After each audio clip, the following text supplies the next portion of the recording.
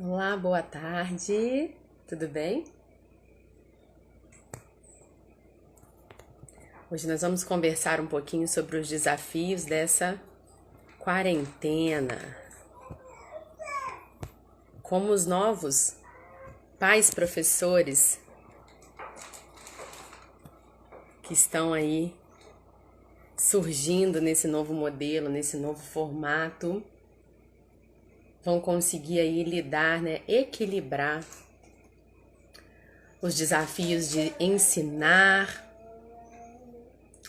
os desafios de ajudar as crianças e a si próprios, né, no controle emocional e também no desafio de manter a socialização. Será que nós estamos conseguindo socializar nos lares? Esse é o desafio que a quarentena tem proposto para nós durante aí esses novos momentos de ajustes, né, de adaptação que têm sido necessários. E aí hoje eu vou convidar um outro papai atípico, né, para a gente conversar um pouco sobre isso. Para quem não sabe, pessoal, eu também sou professora, né? Também estou atuando nesse momento aí de quarentena, dos dois lados, tanto a mãe quanto a professora. Então a gente vai participar aqui hoje da live, né, com o Tiago, e vamos trazer um pouquinho desses dois lados para vocês. Giovanni, boa tarde, pessoal que está entrando. Gente, qualquer coisa já vou avisar, tá? Estão os dois pais aqui o tempo todo na live. Se aparecer uma criança, se aparecer qualquer outro barulho, não se assustem. Aguardando o Thiago. Boa tarde, Giovanni.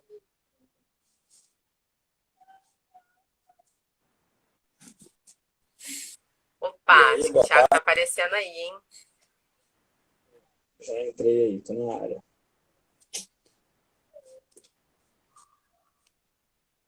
Isso aí. Tá joia? A conexão aí? Tá jóia. Pra mim Boa tá tarde, parecendo pessoal. você borrado. Ih, aqui tá bem, tá tranquilo. Eita, nós! Você tá naquele. Não tô aí, tô no mesmo modo. Entendi. Não tô na extensão, não. Tô não, tô Peraí que eu vou aqui. colocar o fone, tá? Tá. Atrapalha, né? Gente, a gente tá aí no mesmo ambiente, basicamente. Fica difícil. Beleza.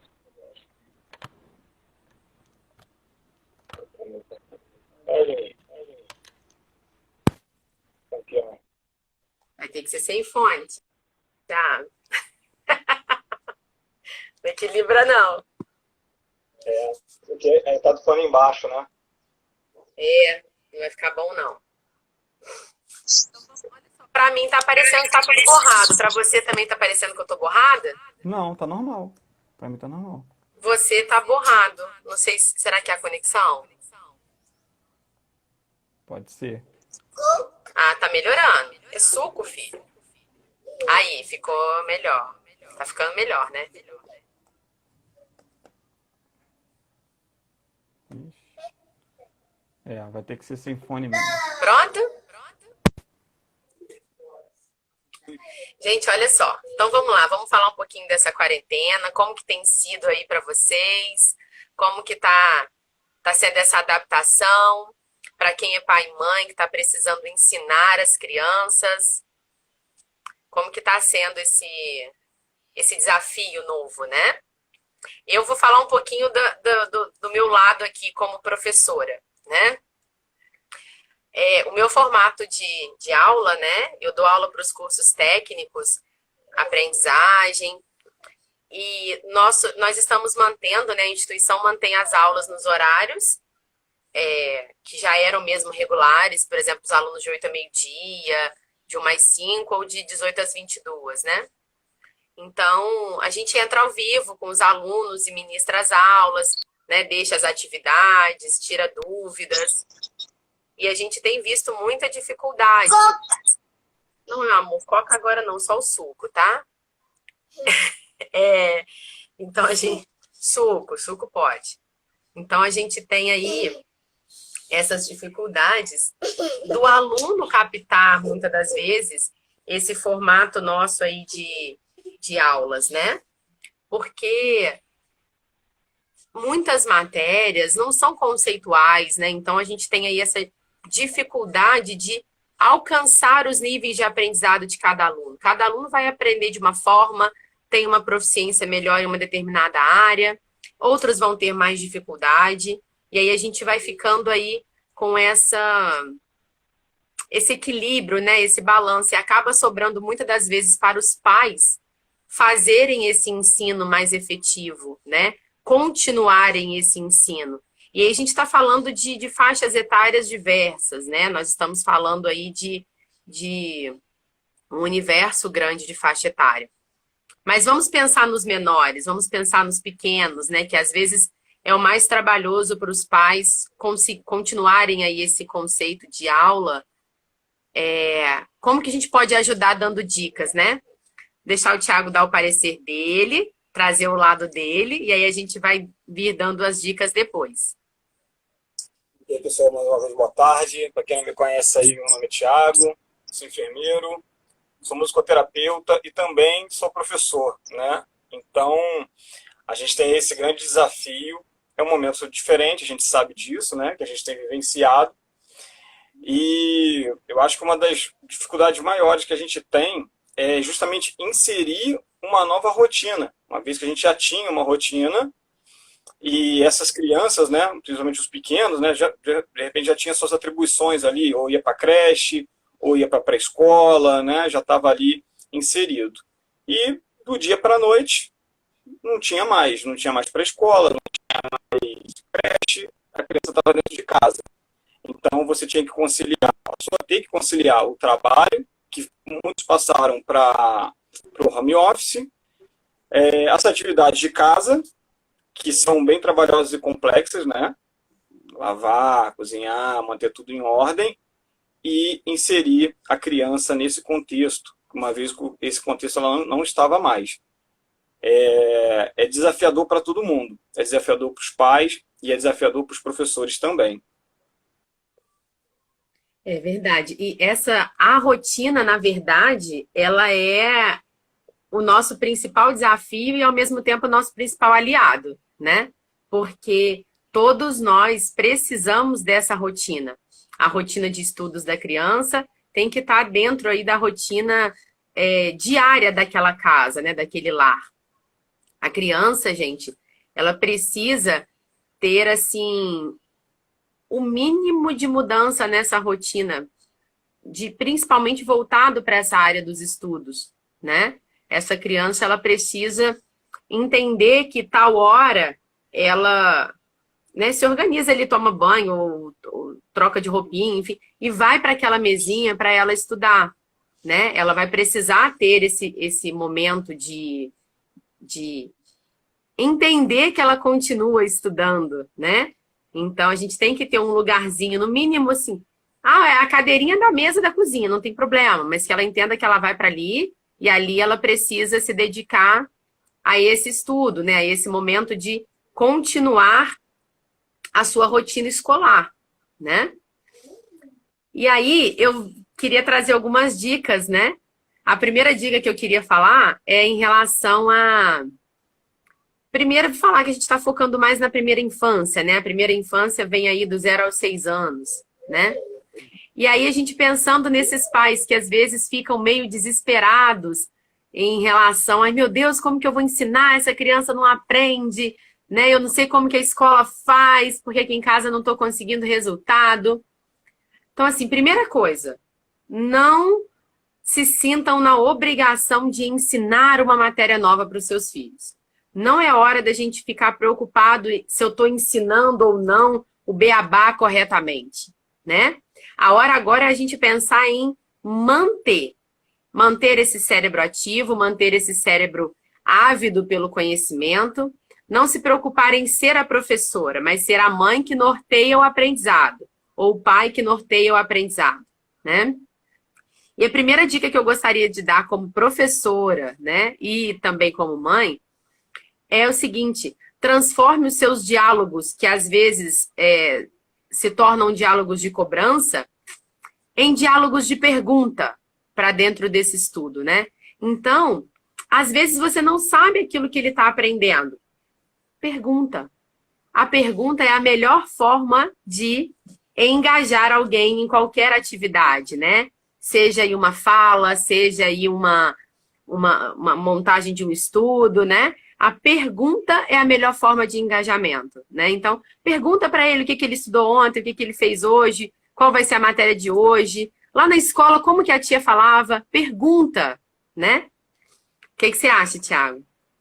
É isso aí. A pergunta, né, ela é uma das principais ferramentas, né, e dicas aí para a gente, para o estudo, né? Até quando você lê alguma coisa, né, você pode ler uma página e escrever uma pergunta em cima daquilo que você leu. Se você se pergunta e consegue responder, é porque realmente você entendeu aquilo ali. Se não, você vai lá, lê de novo, dá mais uma pincelada, dá uma atenção melhor. Sim, eu acredito que a pergunta, né, fazer a pergunta e ter essa manutenção do que a criança já aprendeu, eu acho isso uma importância. Porque o fato é, as crianças, né, independente criança ou adolescente, dependendo da faixa etária, lógico que a gente está falando de uma faixa etária aqui menor, elas vão ter perda. Aliás, elas já tiveram perda, né, pelo tempo que passou e pela forma que a gente está tentando mediar os pais em casa, os professores com as atividades, todo mundo tentando ali se engajar para poder tentar ter o menor prejuízo possível, mas eles têm tempo para recuperar.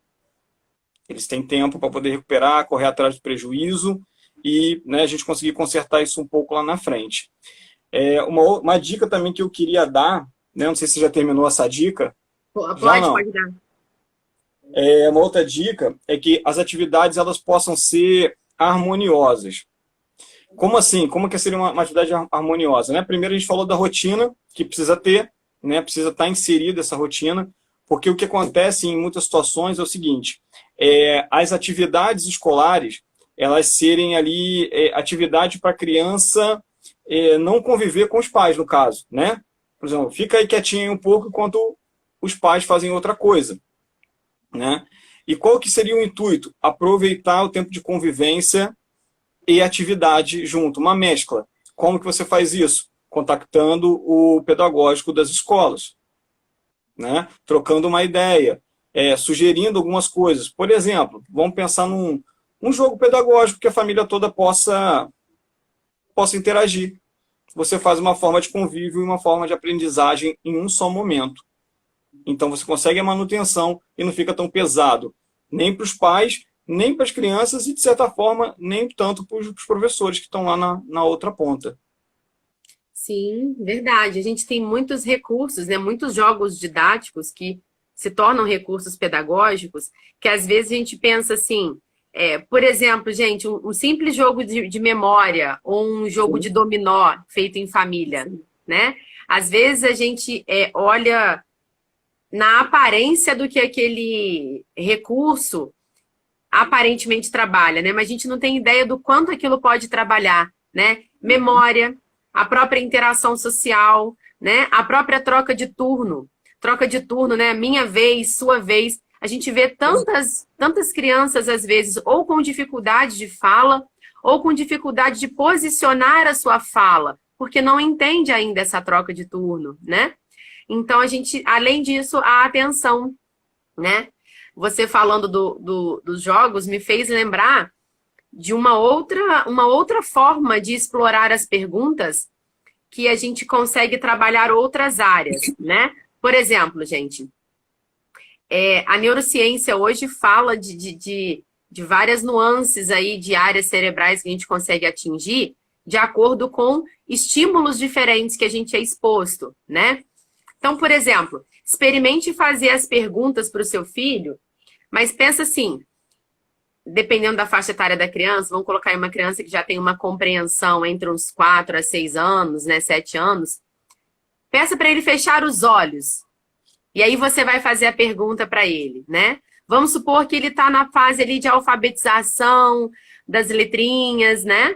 E aí você, por exemplo, mantendo ele com os olhos fechados, pergunta a ele, por exemplo, qual é o objeto do seu quarto, filho? Com qual letra começa o objeto do seu quarto que você se senta para desenhar?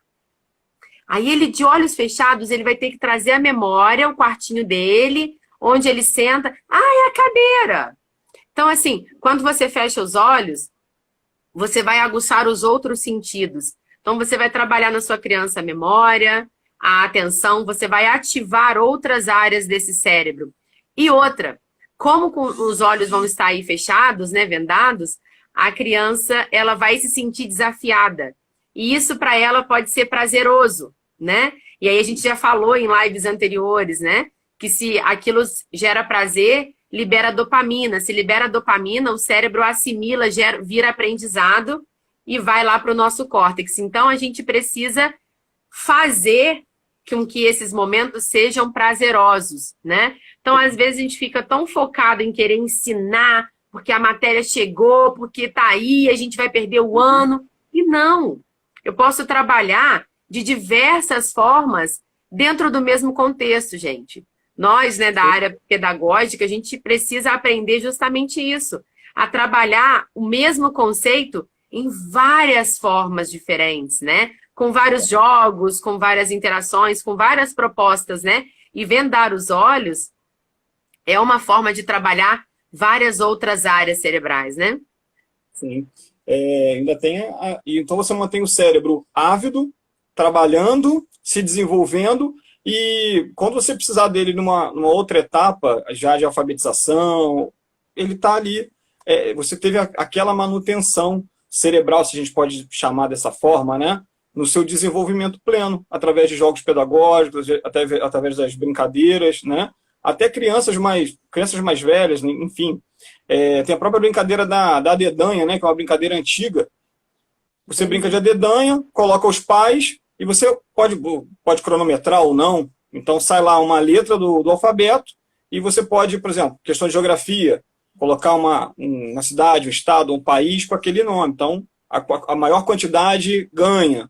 Você pode variar esse jogo muitas vezes, com crianças maiores também. Enfim, gente, a criatividade tem que fluir nessa hora. Por isso que esse contato com a escola, ele tem que ser um contato de muita harmonia, né? Muito harmonioso, para todo mundo conseguir chegar num consenso e todo mundo conseguir tocar isso com certa leveza. Porque senão gera uma ansiedade nos pais da questão da perda, eles, por consequência, por estarem atarefados, não conseguem, ou mesmo ainda nem lembram, né?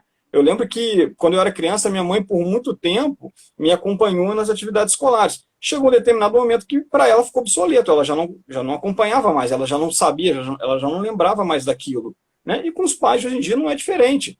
Vai acontecer isso também. Ele consegue acompanhar, uns conseguem, outros não. Então, vai gerando essa ansiedade, essa angústia, e isso, né, a gente está falando de uma doença, né? Que é a questão da própria ansiedade dos pais, que vai passar para as crianças. Então, assim, a gente vai, em vez de entrar num ciclo virtuoso, vai entrar num ciclo vicioso, né? Maléfico. É verdade, a brincadeira de adedanha é uma brincadeira que fez parte da infância de quase todo mundo, eu acho, né? Então, por exemplo, a gente pode adaptar, né? Por exemplo, sei lá, fazer cor, né? Formas, nomes de animais, frutas, coisas mais simples, né? Que aí você envolve desde uma primeira faixa etária, né? Até faixas etárias maiores, aí vai depender do que você vai colocando, né? Se a criança não sabe escrever, não tem nenhum problema. Ela fala, né? E você escreve, aí você depois mostra para ela o que ela falou na forma escrita, para ela poder começar mesmo já a associar essa escrita, né? Essas letras, essa assimilação mesmo. Muito boa lembrança. Sim. Outra coisa que a gente pode trazer de dica, gente, eu sei que não é fácil, até na rotina normal já não era fácil, mas que não pode ser deixado de lado. A atividade física. Qual a relação da atividade física com o aprendizado? Já existem estudos científicos que comprovam isso, que a atividade física, ela produz mais neurônios, tá? Nesse livro aqui, olha, O Poder do Hábito, ele traz comprovações científicas, né, artigos científicos, experimentos que foram feitos com pessoas relacionados a isso, tá? Foi daqui até que eu tirei essa lembrança. Mas assim, por quê?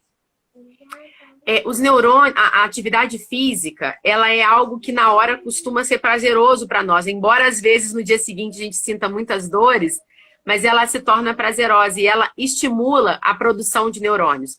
Neurônios novos produzidos, eles buscam novas conexões, eles buscam novos significados, né? E aí isso gera novos hábitos e com isso novos aprendizados. Tanto que os exemplos que trazem aqui no livro, pois é, o Giovanni está dizendo que ama esse livro, eu também amo esse livro, né? Ele traz, por exemplo, por que às vezes pessoas que estão ligadas a algum vício, né, e estão querendo largar esse vício, por exemplo, vício de cigarro ou álcool, né? Sempre é sugerido o quê? Que façam atividade física. Por quê? Justamente por esse sentido. As atividades físicas, elas estimulam a produção de novos neurônios. Exatamente, aí o poder, né, que hoje, né, há 20 anos atrás, né, Giovanni, não se falava sobre isso. Na verdade, não se acreditava que existisse isso, né? Mas hoje já está comprovado. Nós temos aí o poder da neuroplasticidade cerebral, né? Então, o nosso cérebro, ele é neuroplástico, ele tem a capacidade de ser maleável, né, de ser moldável. Então, ele consegue se reestruturar. Então, ele consegue criar novos neurônios e esses neurônios fazem novas conexões. E essas novas conexões trazem novos hábitos e novos aprendizados. Então, essa é uma forma com que as pessoas que estão buscando, por exemplo, se libertar de algum vício, elas buscarem ressignificar, né? A palavra ressignificar, ela tem esse contexto físico, né? Ela tem esse contexto neuronal, de através de novas conexões cerebrais, eu conseguir regenerar e trazer novos hábitos, né? Então, eu consigo deixar os hábitos, vamos dizer assim, não tão bons, né? De lado, os hábitos ruins esquecidos, e formar através dessas novas conexões, dessas novas redes neuronais criadas, eu consigo aí desenvolver novos aprendizados, né? Então, a atividade física para as crianças é extremamente importante para desenvolver aprendizado, né? E aí, quando a gente fala de atividade física na quarentena, Karen, como que eu vou fazer atividade física na quarentena? Gente, movimentar o corpo, né? Isso é uma atividade física, né?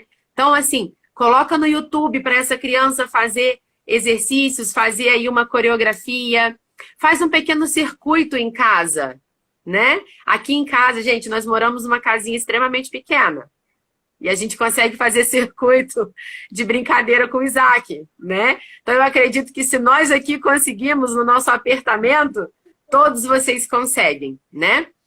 Como que a gente faz, né, Tiago? Dá o exemplo aí do que a gente faz com o Isaac.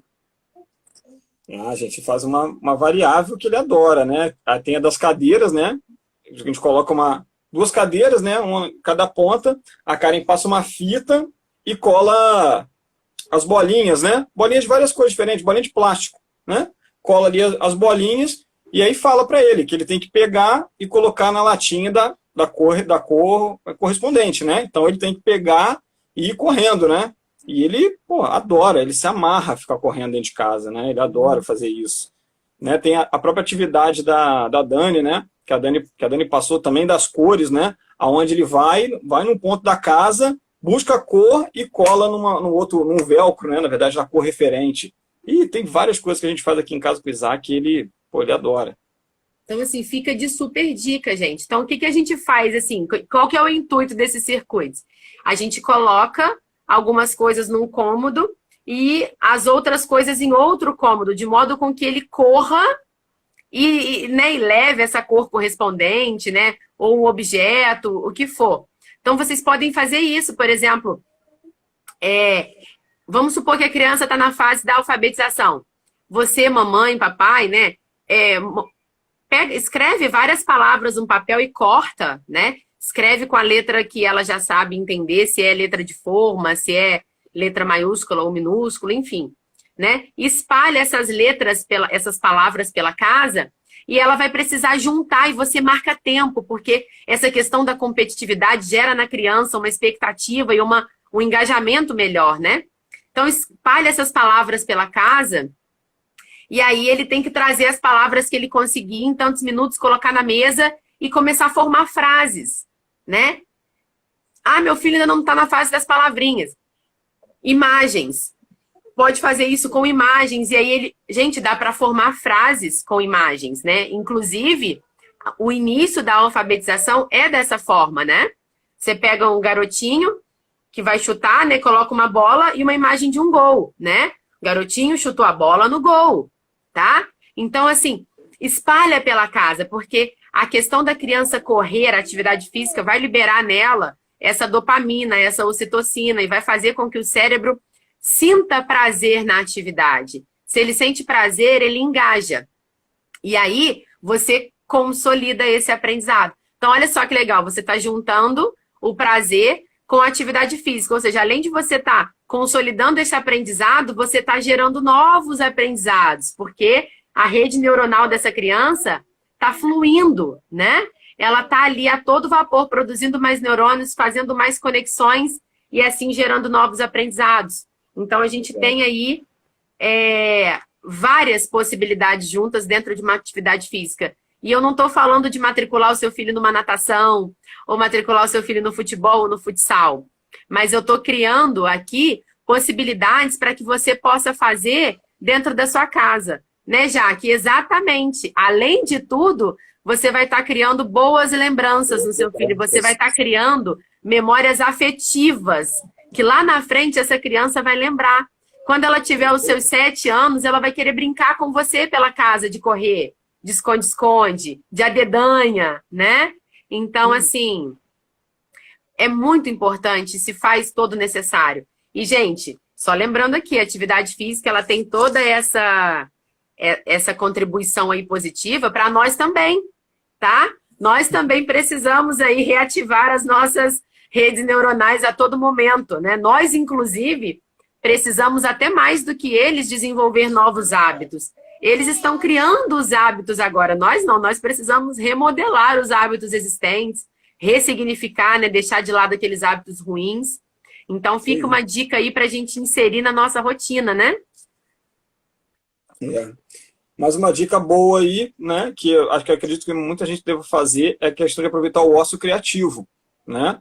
A criança está ociosa, está sem fazer nada, você dá material, dá tarefa e deixa a criatividade dela fluir. Desenho, pintura. Ah, mas vai sujar. Tua casa tem vida. Sujou, depois a gente limpa. Não é assim? Não é uma atividade que a gente vai ficar fazendo parte da decoração, né? Vai fazer parte da decoração e está tudo bem, está tudo certo, tudo tranquilo, né? É uma questão muito também de uma outra ferramenta que se chama prioridade, né, gente? Às vezes a gente dá uma prioridade excessiva à nossa casa. Não que a gente não tenha que dar, tá? Óbvio que a gente tem que ter um cuidado, ter um zelo com a nossa casa, com o nosso lar. Mas às vezes, nesse momento, a prioridade ela vai precisar mudar um pouquinho, né? Essa sujeira, né? Nessa parte nova da decoração, que a gente pode olhar dessa forma também, vai fazer a diferença para os nossos filhos, vai fazer a diferença em tudo que eles vão construir. Porque parece que não, gente, mas criatividade se ensina e se estimula. E a gente não pode matar isso na criança porque eles são extremamente criativos. Extremamente criativos. Então, dá ali, bota uma roupa mais velhinha, deixa ele desenhar. Ou, se for uma criança maior, de novo, né, dando um outro exemplo, caixa de papelão, sucata. Pô, filho, vamos construir. Eu vi, a Jaque está aqui, né? Eu vi esse tempo atrás o Arthur construindo um foguete dentro de casa. Maravilha. Maravilhoso. Aquilo foi maravilhoso. Então, é mais ou menos isso. Pô, qual que vai ser a atividade? Vamos construir um foguete. Constrói o foguete. Deixa a imaginação trabalhar. Os pais fazendo parte, às vezes cortando, porque, né, tem algum objeto ali que é mais cortante, né, para você usar faca, estilete, algo do tipo que a criança não possa manipular. Os pais vão estar ali dando suporte. E, gente, vai fazendo a diferença. Tá? Vai fazendo a diferença. Vão se tornar jovens e, consequentemente, adultos muito mais criativos, mantendo, de novo, falando, né, mais uma vez, aí, a preservação dessa atividade cerebral, né? Do cérebro ali estando num ritmo frenético de aprendizagem, que é o que eles querem e eles precisam, porque eles são uma esponja, né? Eles absorvem tudo, absorvem informação o tempo todo, né? E tem muita energia e tem muito tempo, que é praticamente tudo que a gente não tem hoje, né? A gente tem pouca energia, tem pouco tempo, e eles não. Então é a hora que a gente precisa atacar. A Karen falou da questão da alfabetização, falando um pouco para os pequenos, só uma sugestão também de brincadeira, gente, pode ser inserida até no próprio circuito para atividade física, são brincadeiras que você faz e ela tem também um objetivo gestual. Por exemplo, você pegou uma figura para formar uma frase, igual a Karen deu exemplo. A cada figura que você pega, você bate uma palma, por exemplo, né? Ou brincadeiras com palma.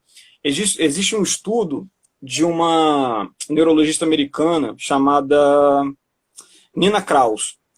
E ela fala, a linha dela de pesquisa é justamente o seguinte: o ritmo musical, ele precede a alfabetização, né?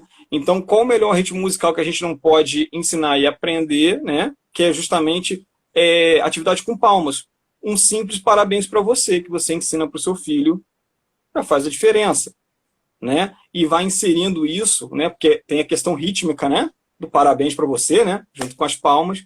Isso precede, né? Ela já se entende que essa linha, desculpa, que essa linha rítmica é a mesma linha do alfabeto, né? A mesma linha. E aí depois a gente vai partir para outras fases, fase fonética e tal, que a gente não vai entrar no assunto, pelo menos não nessa live, né? A gente pode fazer uma outra live falando um pouco disso depois, que é um assunto um pouco extenso, tá ok? É uma outra sugestão aí. Sim, mas isso aí que você falou, até pegando um gancho, né, que a gente fala aí um pouquinho da consciência fonológica, né, a formação dessa consciência fonológica. Então, por exemplo, é igual aquele exemplo inicial, né, da gente fazer de forma descritiva, né? Filho, com qual letra começa o objeto lá do seu quarto que você senta para poder pintar? Aí ele vai falar cadeira. Aí, por exemplo, você lembrar, filho, qual é o nome do... Aí vai depender, gente, de como a criança já aprendeu isso, né? Mas vamos falar assim, qual é o nome do órgão que a gente tem dentro da gente, que a gente sente o amor, que a gente sente os sentimentos bons? É o coração. Então, olha que interessante, filho, a letra C, né?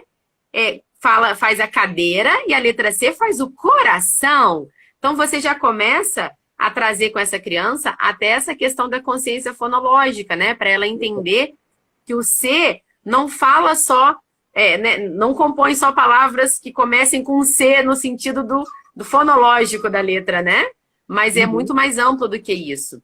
Exato. E a questão rítmica, né? Que você falou, a gente estava até conversando outro dia sobre isso, né? Em relação a criança, o primeiro sentido, né, que ela desenvolve ser a audição, né? Então ela primeiro escuta para depois olhar. Às vezes a gente fica muito focada na questão do contato visual, mas essa criança está ouvindo, ela está absorvendo, né?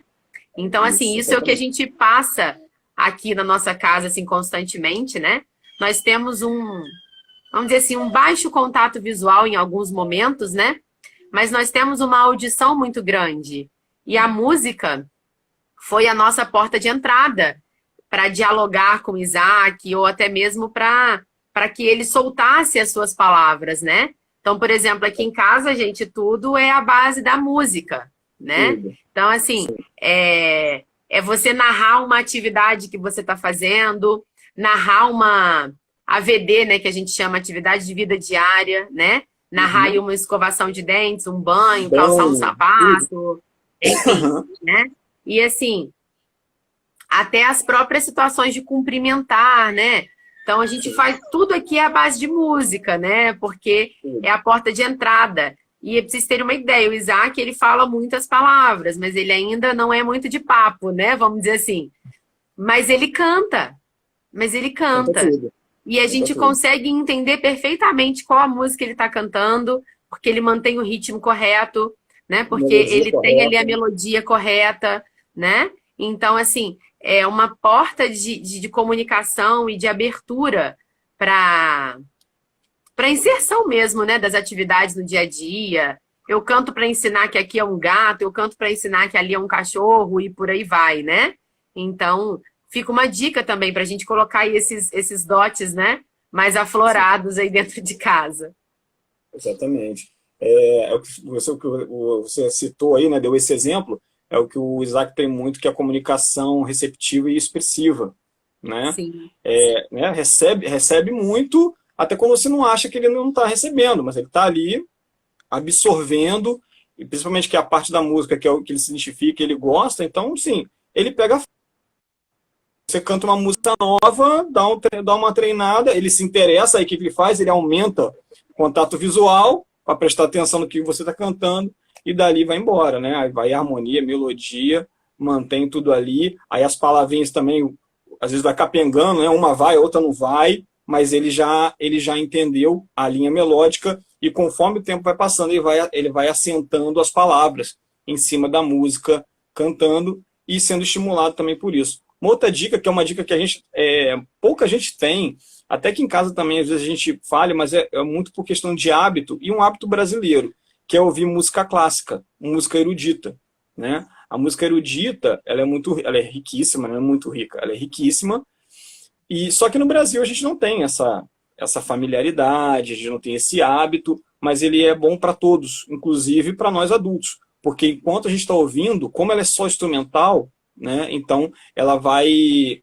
trabalhando a parte do nosso cérebro, o hemisfério direito do nosso cérebro, só da gente ouvir, né? Aquela música, porque tem muitos instrumentos, tem muita linha melódica, tem tratamentos, inclusive, que eles usam a música clássica, a música erudita, né? Então, fica a dica aí para também, quem quiser, botar aquela... Pode botar de baixinha, né? Aquela música bem de fundo, parecendo recepção de hospital. Sabe como é que é? Você fica ali, está esperando só aquela música ambiente? Pode ser, não precisa botar a música alta e tal. E fazer disso um hábito, né, gente? Liga um dia, no outro também, no outro também, no outro também, no outro também, daqui a pouco virou automático. Isso aí, a Jaque falou que usou na gestação, A né? E durante a gestação, enquanto amamentação. amamentava. Uma Perfeito. coisa, isso aí. Uma coisa que eu ia falar aqui também, enquanto, né, o Thiago ia falando, ia me lembrando, eu associo isso muito à música. Eu faço com a parte musical aqui em casa, mas vocês podem adaptar para a narrativa. Então, por exemplo, gente, todo mundo tem às vezes uma revista velha, um gibizinho perdido, né? Aqui em casa tinha muito, eu cortei todos e fiz atividade, né? Saio plastificando para poder fazer atividades. Mas assim, pega vários recortes de revista, de encarte, né? Enfim, coloca várias dessas imagens na mesa para a criança. Então, por exemplo, fala para ela assim, escolhe, sei lá, 10 imagens dessa, 5 imagens dessa e conta uma história para a mamãe, sabe? Então, assim, ele tem que pegar, né? Ali, tem um rapaz que está fazendo compra no mercado e tal, ele tem que juntar e fazer uma historinha a partir das imagens, do jeito dele. Gente, quantas áreas no cérebro nós estamos trabalhando nesse momento? Né? Nós estamos trabalhando o lúdico dessa criança, o aprender simbólico, nós estamos trabalhando a imaginação, né? Nós estamos ali aperfeiçoando aquela percepção visual dessa criança, porque ela está tendo que entender qual a ação está sendo praticada naquela imagem, né? A gente está ampliando o vocabulário dessa criança, né? Melhorando aí essa fala, conseguindo aperfeiçoar essa fala. Então, assim, olha quantos aprendizados nós estamos fazendo manutenção através de uma atividade simples, né? Então, a gente, às vezes, fica muito focado, né? Igual a gente falou no começo, muito focado em ter que ensinar a matéria da escola. Pais, essa não é a nossa função. A nossa função é fazer a manutenção do aprendizado dos nossos filhos, tá? Se ele não está conseguindo captar, ele fala com o professor na escolinha, né? Ou você fala aí através dessas mediações tecnológicas e tá tudo bem, tá? A gente vai tentar um novo método de ensino nas aulas, né? Eu falo a gente como professor às vezes, né? Mas se não estiver dando certo, ok, nós vamos avaliar a partir daquilo que a gente está conseguindo ter de resultado, tá? Não se sintam na obrigação de ter que ensinar algo novo o tempo todo, porque isso não é necessário, né? A gente precisa, aquilo, trabalhar para que esse cérebro não pare, para que esse cérebro não fique, entre aspas, né, bitolado ali, só no celular, só no tablet, né? Só fazendo aquilo que quer. E não, explora essa mente, coloca essa mente para poder imaginar, para poder trilhar aí novos caminhos, né? Às vezes parece simples. Nossa, meu filho vai ficar contando historinha a partir de uma imagem? É muito para ele. É muito para ele. Então, assim, a gente precisa entender que cada parte atua em determinadas áreas. Às vezes a gente acha que um brinquedo é simples, mas ele está trabalhando outras áreas na nossa mente que são essenciais, que são pré-requisito para que outras áreas vão sendo evoluídas posteriormente, né? O nosso aprendizado, ele é construtivista, né? Ele vai degrau por degrau. Você não aprende a divisão de cara. Você aprende os números lá atrás, aí você entende que quando você soma 1 mais 1, você aumenta esse número, quando você subtrai, você está tirando um pouquinho. Então, assim, são degraus que nós vamos subindo, né? Então, a gente não tem que ter esse imediatismo, né? E principalmente agora, nesse tempo de quarentena, né? Verdade. Então, assim, a última dica, né, que foi a primeira também que a gente deu lá na frente, conversem com o pedagógico das escolas, pessoal, né? Porque às vezes a gente fica em grupo de WhatsApp desabafando e acaba não resolvendo nada, né? Aqui na escola do Isaac, elas sempre mandam, né, as atividades, só que o Isaac ele já tem, de certa forma, uma rotina de atividades. Algumas são bem parecidas com o que a gente faz, né, que elas mandam, outras não, outras são totalmente novas, que a gente nunca fez. Mas se isso não ocorre, de repente, com vocês, procura, conversa, manda mensagem, né, porque essa pandemia é algo novo para todo mundo, né, é novo para a criança, é novo para os pais e é novo para os professores. Então, se a gente não entrar numa sincronia ali, né, vai ficar difícil ali para frente, para todo mundo. Porque aí é aquela coisa, né, às vezes o pedagógico da escola vai mandar, você vai fingir que vai fazer, ou não vai conseguir fazer realmente, a criança também não vai fazer, porque ela não vai entender, não vai ter condição de se guiar por outro meio, por outro método, ou seja, está tudo perdido, né? Então, antes a gente fazer de pouquinho em pouquinho, dentro das possibilidades ali de todo mundo, do que a gente não acabar não fazendo nada, tá? Então, procura, abre esse diálogo, essa conversa franca, para a gente não perder esse tempo, porque nada temos mais 5 meses aí pela frente, praticamente, né? Praticamente não, temos 5 meses, 4 letivos, vamos por assim dizer, né? Porque depois tem férias e tal, e a gente também não sabe ainda como vai ser o ano que vem, né? Eu já conversei com alguns pais, tem pais que já falaram para mim, Thiago, independente se as aulas voltarem ou não, meus filhos não voltam para a escola. E aí? Sim. Né? Como é que vai ser? Então, é aquela coisa, né? A gente não sabe como é que vai ser isso, né? Fala-se muito de vacina, fala-se muito, mas a gente não sabe, né? Está tudo muito incerto para todos. Então, a gente tem que se esforçar nesse momento para que a coisa vá caminhando com bastante harmonia para todo mundo. Sim. Então, eu acho que é isso, gente. Isso que o Thiago falou, assim, falando do ponto de vista do professor, é importante. Às vezes, só está faltando um feedback. Então, às vezes, a gente dá um feedback, seja ele, às vezes, né, negativo, porque, o professor, acho que a atividade não está condizendo, né, com o que a gente tem em casa de recurso, ou com a faixa etária, enfim, né? Porque nem sempre as atividades dos livros, gente, elas vão atingir a todos, né? A gente tem aí uma maioria que às vezes é atingida e consegue ser beneficiada, mas existem pessoas que têm aprendizados diferentes, em tempos diferentes e em matérias diferentes, né? Então, a gente tem que contar com tudo isso. E, por exemplo, se teve crianças que mudaram de escola, isso foi muito... O tempo presencial foi muito pouco para que a escola, os professores pudessem conhecer as particularidades de cada aluno.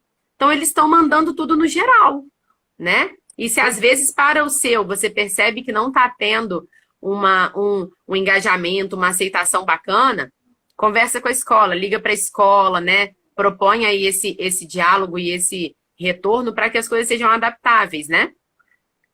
Sim. Exato. Isso aí, gente. Eu acho que era isso, né? A questão de A gente tentar criar uma rotina ou tentar minimamente manter uma rotina, né? Que a criança entenda que em determinado momento ela tem que ir para aquele lugar da casa, seja a mesa da cozinha, minha casa não tem escritório, ok, mas que ela entenda que ali é o momento do estudo. Sempre, na medida do possível, gente, diminua ou zere os estímulos externos, porque isso distrai muito a criança, né? E aí cabe a nós pais também, se a gente senta com a criança para fazer atividade, que a gente não fique no celular próximo dela, né? Porque isso gera nela uma vontade de estar naquele outro estímulo que ela sabe que é mais gostoso, né? Tentar aí fazer uma atividade física regular ou inserir essa atividade física dentro das atividades de casa, né? De modo que a gente consiga equilibrar essa, vamos dizer assim, o nosso abalo emocional, vamos chamar assim. Estamos todos aí com o emocional desregulado, né? E conseguir manter e cativar a socialização nos lares. Porque é isso que a gente precisa aprender nesse momento. A socialização externa está impedida, está impossibilitada. Mas será que a gente consegue socializar nos lares? Será que a gente está sabendo socializar dentro dos nossos lares?